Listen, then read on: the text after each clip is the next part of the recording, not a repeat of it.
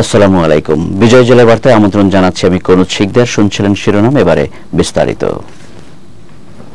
কুষ্টিয়ার কুমারখালী উপজেলার নন্দলালপুর ইউনিয়নের পুরাতন চড়াইকোল সরকারি প্রাথমিক বিদ্যালয় ও সদকি ইউনিয়নের পূর্ব নন্দীগ্রাম সরকারি প্রাথমিক বিদ্যালয়ের প্রাক প্রাথমিক হতে পঞ্চম শ্রেণী পর্যন্ত 276 জন ছাত্রছাত্রীর মাঝে চালু হল মিড ডে মিল কর্মসূচি। এ উপলক্ষে সকালে পুরাতন চড়াইকোল সরকারি প্রাথমিক বিদ্যালয়ের উদ্বোধনী অনুষ্ঠানে প্রধান অতিথির বক্তৃতা করেন প্রাথমিক শিক্ষা অধিদপ্তরের দারিদ্র্য পীড়িত এলাকার স্কুল ফিডিং প্রকল্পের প্রকল্প পরিচালক যুগ্ম সচিব রামচন্দ্র দাস।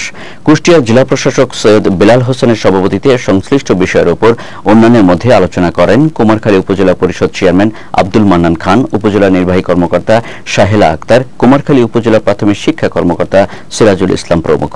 উল্লেখ্য, দুটি বিদ্যালয়ের 276 জন শিক্ষার্থীর মাঝে সপ্তাহে 5 দিন খিচুড়ি, কেক, কলা, বিস্কুট সহ স্বাস্থ্যসম্মত খাবার পরিবেশন করা হবে।